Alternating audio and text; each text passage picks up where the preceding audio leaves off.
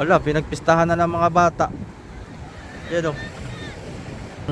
Pinakang plain sheet niya na fiber. Bali, kuan yun, 5 patong. Tapos 5 patong sa labas, 5 patong sa loob.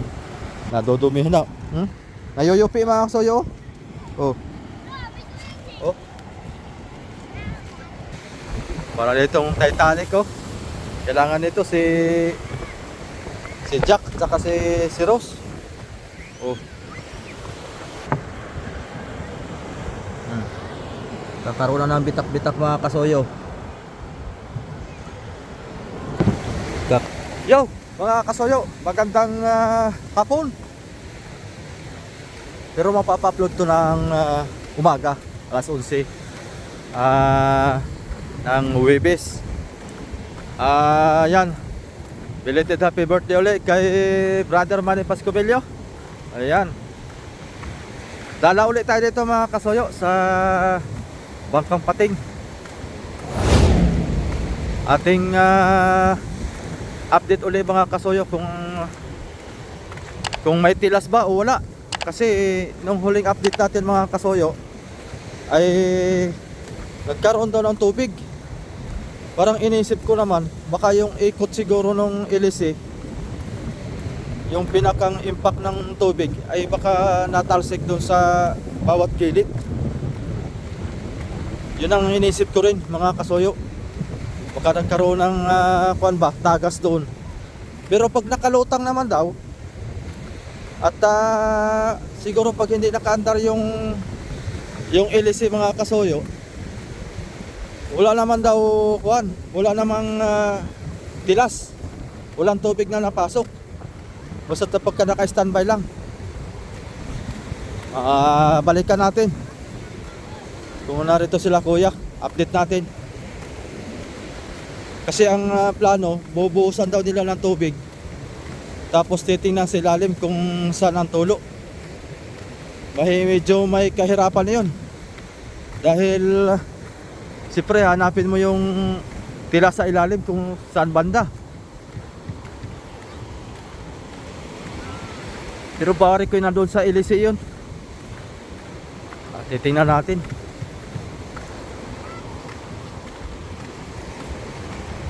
Lumutang na daw to kagabi, lumutang na eh. Lutang na. Ayun, balikan natin. Update ulit tayo dito.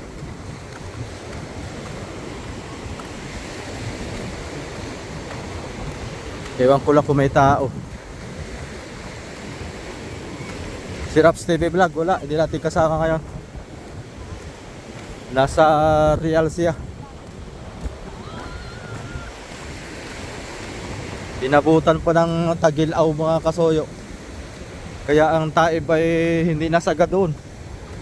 Maganda pagkakalakhan. Para talagang lutang na lutang. Pero napalutang naman daw nila na.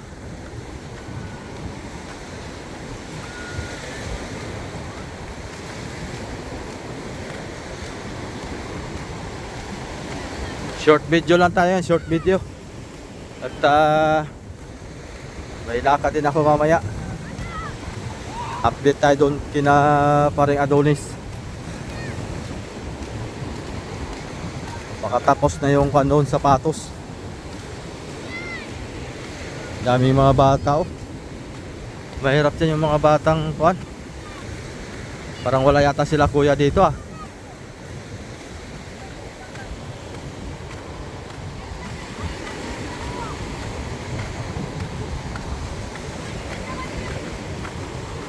Bali pala mga kasoyo, natanggal na nila yung gulong dito.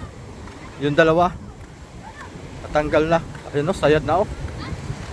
Ay di kumain na pala ito ng buhangin sa loob. Ito ng pinakamahirap pala mga kasoyo pagka nahibasan. Gawa ng mapupuno yung ilalim ng buhangin. Sarado pala mga kasoyo. Short video lang tayo ngayon. Ito ang pinakamahirap dito pala mga kasoyo.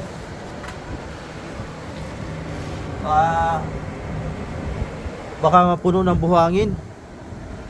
Kasi plano nga sana ni kuya, dapat nga pala merong kwan yan, yung net, parang screen ba, para yung higop niya salang-sala, para hindi makahigop ng halimbawa mga plastic, sako, lubid. Gawa ng yung kwan nyo, ang pinakang screen yan mga kasuyo, yung pinakita ko sa inyo dati, yung pinakang water cooling niya na stainless, yung parang rehas ay lusot pa rin doon yung sako tsaka lubid, kasi medyo parang ang awang niya tayo dos ang awang niya dito sa may ilalim, yung pinakang higupan niya sa ilisi. Mahirap pukayin ito pagka aalamin kung saan ang tilas.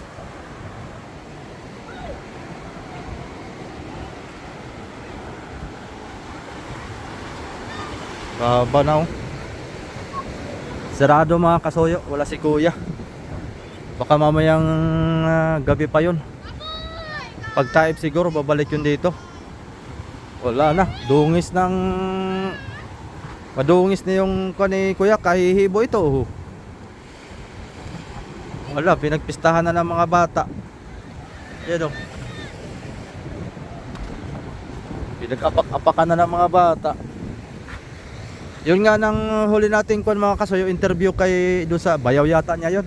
Hindi ko na itanong kung bayaw niya yung kuha na natin, napagtanungan.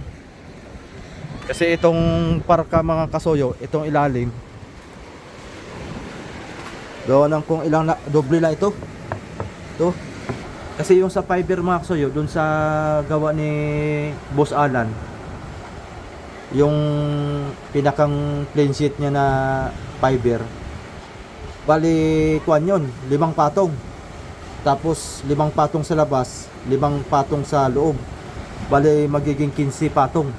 Kung maaari nga lang hanggang 15, kailangan makapal na makapal talaga mga kasuyo. Yung ilalim, importante ilalim, kasi halimbawa magpapasadsad yan, katulad dito, mamaya pag taib nito, uuga-uga na naman to, magkukuskus ng kukuskus yan. Wala, apakan na mga kasuyo, apak na rin tayo. Nadudumihan na. Nayuyupi mga kasuyo. Oh. Oh. Malambot.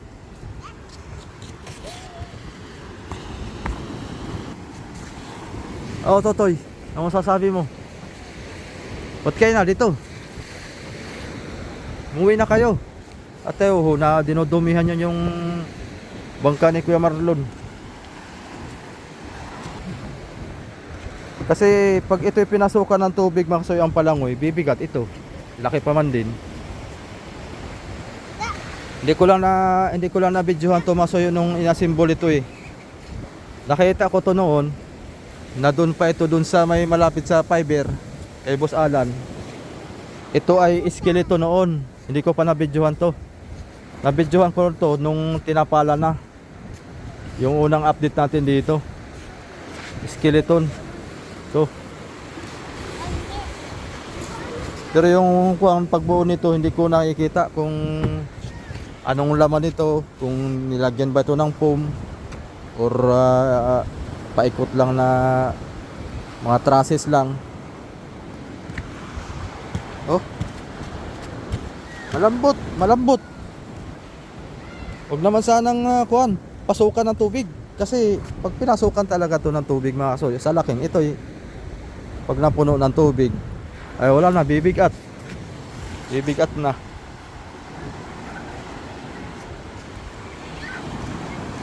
Lambot. Ngayon ko lang to napansin mga kasuyo, nung naglitra naman kami dito, hindi malambot. Oh. Yupi talaga siya, nayuyupi. Ating matesting ito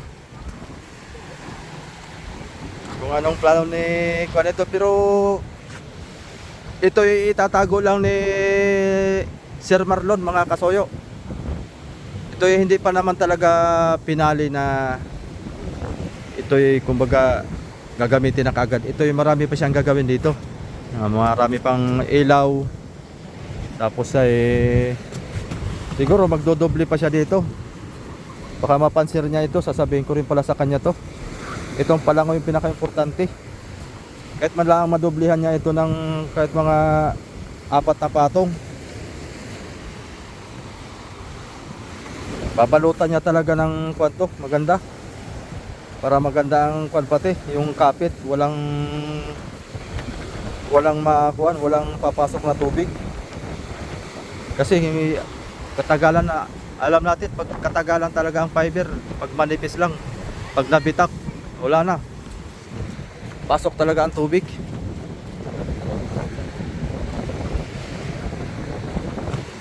Kaya dapat ito solid.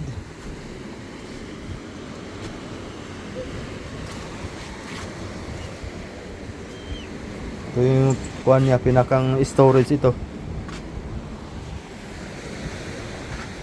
Tinakpan na muna niya.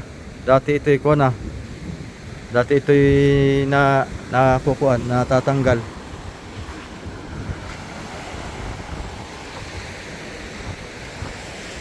Napagod din si Kuya Marlon. Nakailang kuan yun.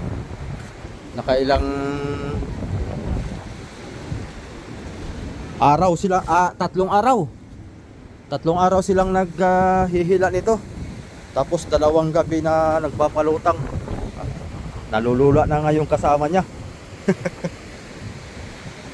Para ditong Titanic kailangan nito si Jack at si Rose. Talagang may nakita ko nito sa kuan, sa Google, sa apps ng Google. Ganito ang purma mga kasuyo.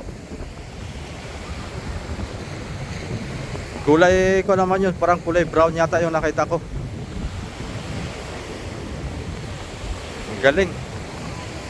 Pero pagka lantap-lantap lang, walang masyadong pangamba. Pero pagka maalon ang dagat, siyempre di may iwasan yan. Lagi talaga may alon ng dagat. Kaya talagang kailangan matibay.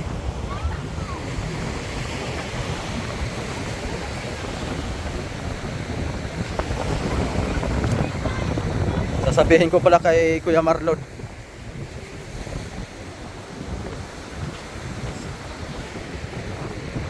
Short video lang tayo mga kasayo. Wala si Kuya Marlon. Kala ko nandito. Dito na sana ating masabi sana sa kanya yan. Ngayon ko lang napansin yan. Yung lambot na yan. Dito okay lang dito. Matigas naman dito. Sa inapakan ko. Yung dito lang sa may parting yan.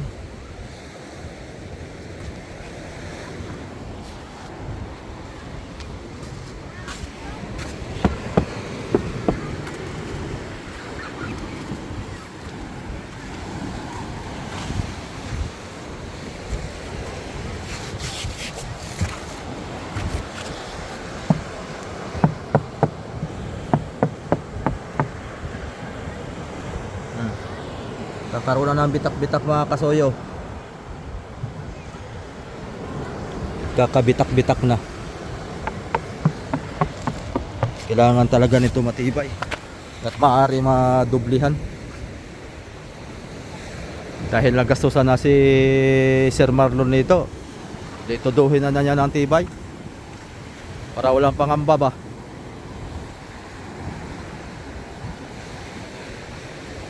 Ganda pa man din. Ganda ng pagkadali natin ng pating mga soyo. Hindi na ako pas yung pintura. Ilang buwan na rin natin yung natapos yan. Tingnan natin yung pagka na tubigan na.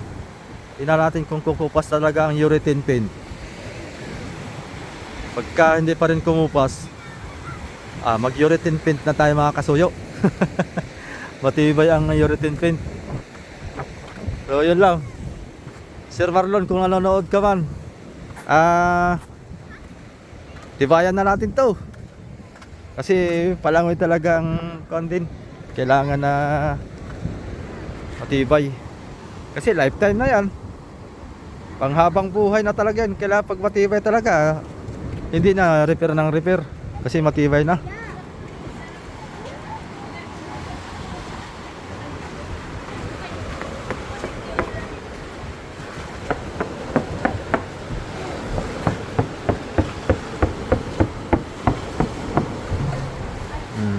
Medyo manipis lang.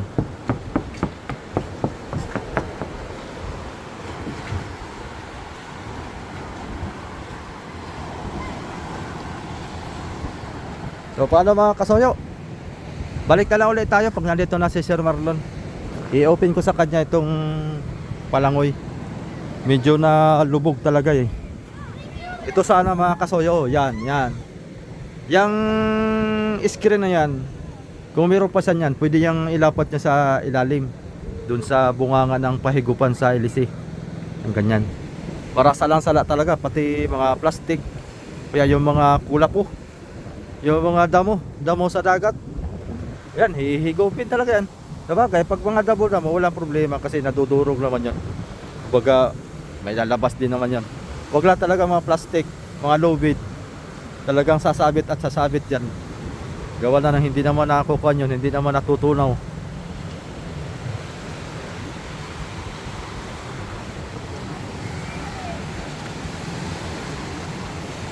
Shout out! Dalaga Dalaga na siya. So paano mga soyo? Tara, back to home court na tayo. Abang-abang lang kayo mga kasoyo natin. Yan, solo-solo tayo, hindi natin kasama si Raps.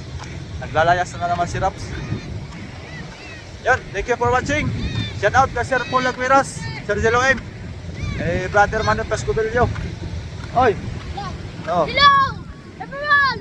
My name is Kian. Hey. Bye-bye, bye-bye. Bye bye. Bye-bye!